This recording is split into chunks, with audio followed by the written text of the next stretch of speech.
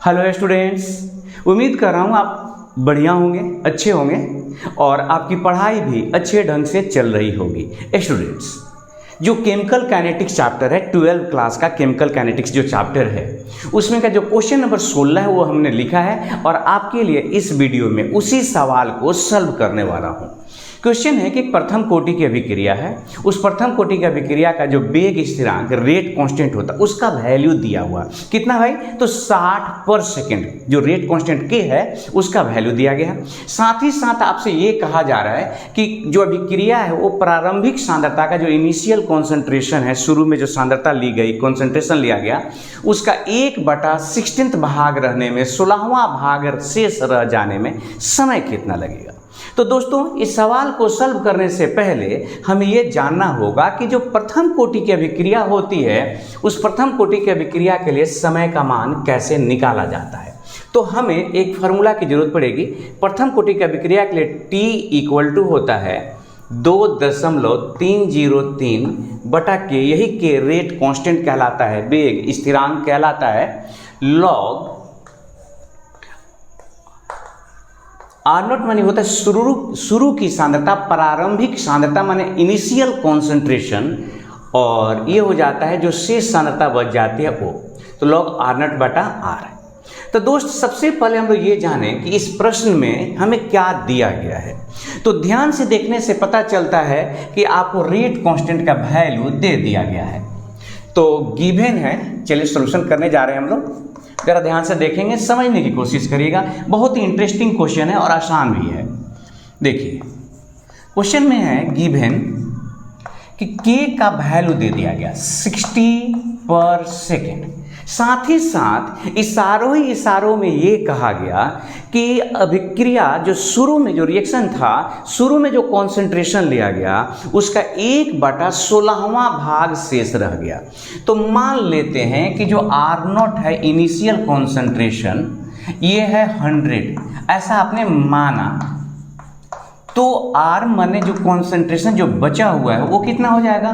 तो रूल कहता है कि जितना भी शुरू का कॉन्सेंट्रेशन था उसका 16वां भाग शेष रह जाएगा। अगर मान लेते हैं इनिशियल कॉन्सेंट्रेशन अगर ए है तो आर जो बचा हुआ जो है कॉन्सेंट्रेशन वो क्या हो जाता है, A/16 हो जाता।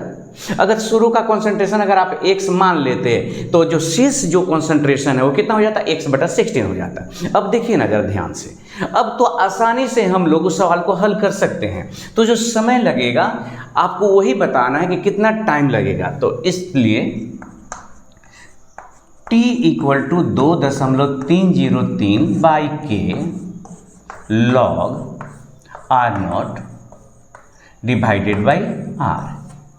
तो भाई मेरे, आपको टाइम ही पता लगाना था, 2.303/60 लॉग, ये देखिए आर नॉट का वैल्यू कितना है 100, अगर हमने ले लिया तो ये कितना हो जाएगा 100/16। आप समझ रहे हैं कि 100 से 100 ये कैंसिल हो गया और ये हो गया आपको T equal to 2.3 divided by 60, कितना हो गया, देखिए ये हो गया log 16।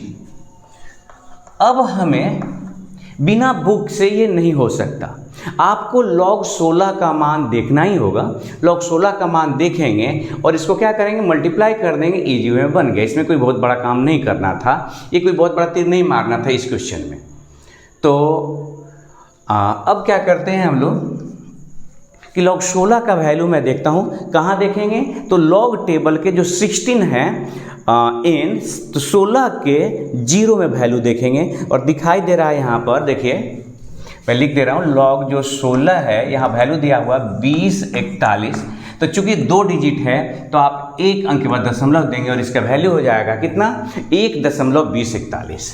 तो हो गया आपका ये 2.303/60 गुने 1.2041। अब आप क्या करेंगे कि सिंपली इसको मल्टीप्लाई कर देंगे, मल्टीप्लाई करके 60 से डिवाइड कर दीजिए, जो कुछ है वही आपका आंसर है। तो आप एक बार इसे कैलकुलेट करें, उसके बाद मैं मल्टीप्लाई करके लिख दे रहा हूँ।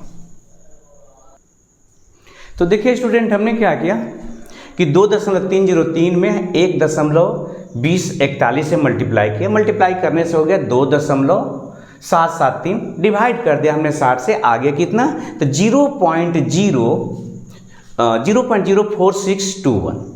अब इतना जानते ही हैं कि ये सेकंड था, नीचे सेकंड माइनस 1, ऊपर जाके कितना हो जाएगा, ये सेकंड हो जाएगा।